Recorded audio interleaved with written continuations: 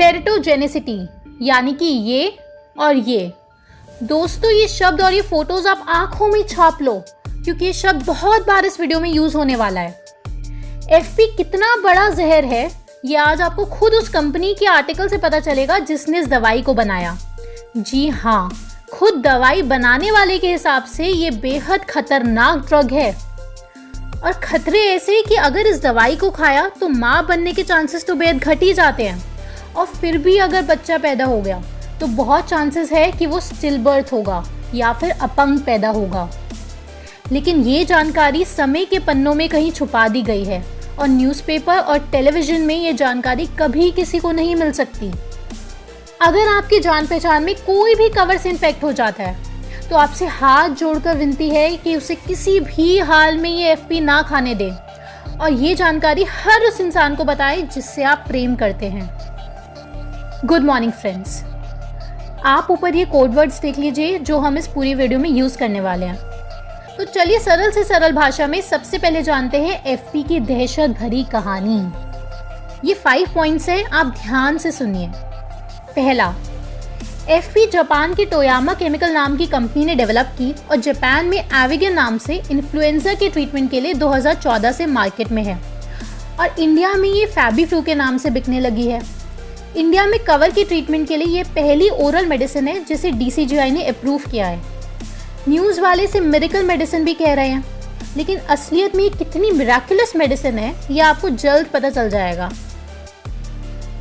दूसरा पॉइंट, 2011 में इसके क्लिनिकल ट्रायल्स हुए थे for influenza A and B type, लेकिन तब पीएमडीए ने बोला कि ये बेहद ही रिस्की है क्योंकि जिन जानवरों पे इसके ट्रायल्स हुए उनमें टेरेटोजेनिसिटी यानी उनके बच्चों में बर्थ डिफेक्ट्स हो रहे थे।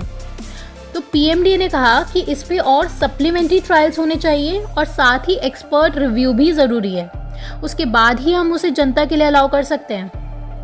पीएमडीए यानी कि आप ऐसे समझिए कि जैसे इंडिया का डीसीजीआई है और अमेरिका का एफडीए, वैसे ही जापान में पीएमडीए होता है। तीसरा पॉइंट, टेरेटोजेनिसिटी यानी बर्थ डिफेक्ट्स, जो कि इस दवाई का सबसे बड़ा साइड इफेक्ट है। इस साइड इफेक्ट को लेके कभी भी आज तक ह्यूमंस पे कोई ट्रायल्स नहीं किए गए हैं क्योंकि ये बेहद खतरनाक है। जब ट्रायल्स ही नहीं हुए तो फिर पता कैसे चला इसकी टेरेटोजेनिसिटी के बारे में? इसके लिए ट्रायल्स किए गए 4 एनिमल्स पर, चूहा, रैबिट, गिनी पिग और मंकी। और आप हैरान हो जाओगे, सामने ये आया कि इन सारी स्पीशीज में ही बर्थ डिफेक्ट्स पाए गए और ये बर्थ डिफेक्ट्स पीएमडीए ने बोला कि ह्यूमंस के लिए भी ऑलमोस्ट सेम ही होंगे, जिस कारण से चाह कर भी बर्थ डिफेक्ट्स के ट्रायल्स ह्यूमंस पर कंडक्ट करना फिलहाल तक पॉसिबल ही नहीं है। तो पूरी दुनिया में किसी को आज तक ये नहीं पता कि इस दवाई को खाने के बाद दोबारा माँ बन भी सकते हैं और अगर बन भी गए तो ये नहीं पता कि बच्चा बिना हाथ के पैदा होगा या बिना पैर के। फोर्थ पॉइंट, एक्सपर्ट रिव्यू आने के बाद भी एफपी को लेकर ये ही नतीजा निकला कि पीएमडीए बिल्कुल सही बोल रही है और ये ड्रग बेहद ही खतरनाक है क्योंकि जिस ट्रीटमेंट के लिए ये ड्रग आया था, जो कि इन्फ्लुएंजा ए और बी टाइप है, उसके लिए ऑलरेडी और भी ड्रग्स मार्केट में अवेलेबल है। अब ये लास्ट पॉइंट पूरे होशो हवास में सुनना। टेरेटोजेनिसिटी का ह्यूमन ट्रायल किया नहीं गया क्योंकि पॉसिबल नहीं है, जैसे कि मैंने आपको ऊपर बताया ही है। इसके साथ साथ सारे ट्रायल्स में सामने आया कि इस ड्रग के यूज से यूरिक एसिड बढ़ेगा ही बढ़ेगा और सबसे मजे की बात, पीएमडी और एक्सपर्ट रिव्यू ने माना कि benefits greater than side effects. ये इक्वेशन कहीं दूर दूर तक एग्जिस्ट नहीं करती है, यानी कि एफिकेसी है ही नहीं। लेकिन फिर भी 2014 में ये ड्रग मार्केट में आई, बस इस कारण से क्योंकि ये एक नई टेक्निक से आरएनए वायरस डिजीजेस को ट्रीट करने का क्लेम करती है, जो कि अभी तक प्रूव नहीं हो पाया है। आप इस आर्टिकल में ये साफ साफ लिखा हुआ देख सकते हैं क्योंकि असलियत में ये सब मनी पावर का गेम है। अब इस ड्रग से रिलेटेड 3 ऐसी बातें जानते हैं जिसको जानना आपके लिए बेहद जरूरी है।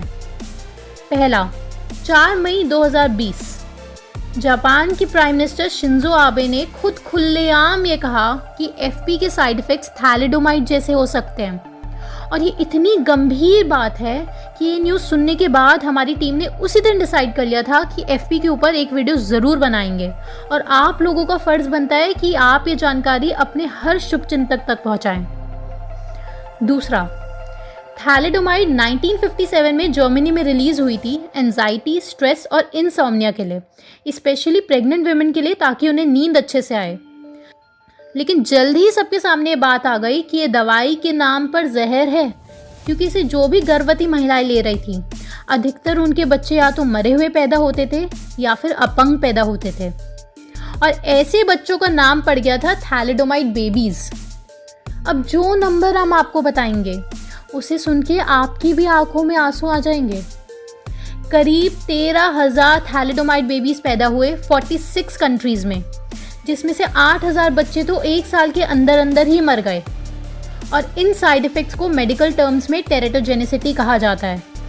इसे साइड इफ़ेक्ट्स नहीं बल्कि लीगल नरसंहार कहते हैं, और ये वही साइड इफ़ेक्ट्स हैं जिनके बारे में डॉक्टर बिस्वरूप अपनी वीडियो में सबको बता रहे हैं। और PMDA जापान ने खुद कहा है कि FP is to risky.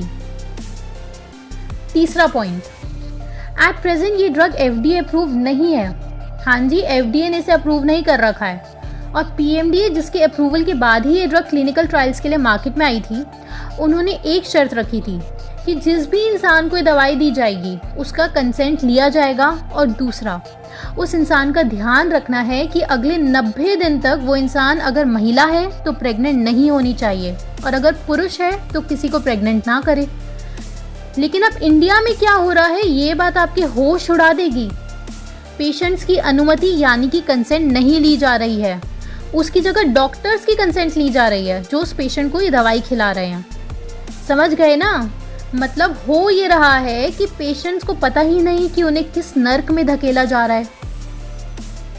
Conclusion में आपको ये कहना चाहूँगी, जो PMDA और एक्सपर्ट रिव्यू तक ने कहा था कि इस दवाई को मार्केट में लाना अनएक्सेप्टेबल है, क्योंकि अगर पेशेंट्स के पास ये दवाई आ गई तो डॉक्टर्स का उन्हें 90 दिन तक मॉनिटर करना इम्पॉसिबल है, और इसके भी पूरे चांसेस हैं कि वो पेशेंट ठीक होने के बाद ये दवाई अपने घर वालों में से किसी को खिला दे, जुकाम बुखार की दवाई समझ के, क्योंकि पेशेंट्स को खुद नहीं पता कि ये मौत का सौदा है। और ये सारे शब्द PMDA के हैं। दोस्तों, दो बहुत इंपॉर्टेंट बातें आपको बतानी है, आप ध्यान से सुनना। अभी तक रेड ने हमारा इतना साथ दिया, अब हमारी बारी है। हम लोगों को नेक्स्ट क्या स्टेप उठाना है आयुर्वेद और एलोपैथी की इस जंग में, सच और झूठ की इस लड़ाई में। कवर एक महामारी है इस अफवाह को खत्म करने में, WHO और ब्लैक को करारा जवाब देने में कि हम भारतीय अब और गुलामी नहीं सहन कर सकते, हम जग चुके हैं। क्योंकि अगर आज भी इस मोड़ पर आप लोग चुप रह गए ना, तो जैसे अभी हम लोगों को WHO की गुलामी करनी पड़ रही है, आगे 100 साल तक आपके बच्चों को भी अंग्रेजों की गुलामी करनी पड़ेगी। अब आप सबकी परीक्षा है कि इस जानकारी को आप कितनी दूर तक पहुंचा सकते हैं। पहली इंपॉर्टेंट बात, हमारी टीम ने एक रेनबो प्रोटोकॉल तैयार किया है जिसमें एक एक स्टेप बताया गया है जो हम सबको लेना है, और आप लोगों को हमसे प्रॉमिस करना है कि अब सिर्फ बातें नहीं करनी है, अब हमें एक्ट भी करना है, और करनी और कथनी के इस अंतर को समाप्त करना है। ये 4 पन्नों का रेनबो प्रोटोकॉल हमने अपने टेलीग्राम ग्रुप पर डाल दिया है, और लिंक डिस्क्रिप्शन में भी दिया हुआ है। दूसरी ज़रूरी बात, इस वीडियो के डिस्क्रिप्शन में आपको एक लिंक मिलेगा, वो लिंक है पिटीशन का। उसको आपको ओपन करके भर देना है, और जितने लोगों से भरवा सकते हो उतने लोगों से पिटीशन भरवाओ, ताकि जब हम सब अगला कदम उठाएं तो हमारे पास सबूत हो कि हाँ, इतने सारे लोग जिन्होंने पिटीशन भरी है वो हमारे साथ खड़े हैं। ये पिटीशन PM ऑफिस की तरफ डायरेक्टेड है कि आयुर्वेद पर ध्यान दें जैसे एलोपैथी पर दिया जाता है, और आयुर्वेद में इन्वेस्टमेंट आए जैसे एलोपैथी में आती है। पूरी दुनिया में आयुर्वेद की भी मार्केटिंग हो, और हर जगह हमारे देश में आयुर्वेद और बाकी ट्रेडिशनल मेडिसिन के कॉलेजेस और हॉस्पिटल्स हों। क्योंकि दोस्तों, हॉस्पिटल का मतलब ये वेस्टर्न मेडिकल ड्रग्स की साइंस नहीं होता। हॉस्पिटल का मतलब होता है bureaucratic setup for hospitality and care plus medicine. Ventilator allopathy नहीं होती, ये आयुर्वेद हॉस्पिटल में भी हो सकते हैं। MRI, x-ray, ECG, CT scan, ये भी एलोपैथी नहीं होती, ये फिजिक्स की गिफ्ट है, ना कि वेस्टर्न मेडिकल साइंस के। ये सारी चीज़ें आयुर्वेद हॉस्पिटल में भी होंगी। बस फ़र्क इतना होगा कि आजकल के हॉस्पिटल्स में एलोपैथी दी जाती है, और आयुर्वेद के हॉस्पिटल्स में एग्जैक्टली सब कुछ सेम होगा, बस आयुर्वेदिक मेडिसिन दी जाएंगी, ताकि कोई मूर्ख आगे से ये ना बोले कि राजीव दीक्षित जी अपने आखिरी समय में हॉस्पिटल क्यों गए थे। आप सब लोग भी समझो कि हॉस्पिटल और एलोपैथी ये बिल्कुल बिल्कुल बिल्कुल अलग चीज़ है। एक बार फिर से बता देती हूँ, हॉस्पिटल का मतलब होता है bureaucratic setup for hospitality and care plus कोई सा भी मेडिसिन का सिस्टम। आप पिटिशन ज़रूर साइन कीजिए और रेनबो प्रोटोकॉल भी ज़रूर डाउनलोड कीजिए और एक्शन स्टार्ट कीजिए। रेड की डिलीटेड वीडियोस के लिए हमने एक नया चैनल बनाया है, द रेबेलियस फ्लावर। आप उसे ज़रूर सब्सक्राइब करें, लिंक डिस्क्रिप्शन में दिया हुआ है।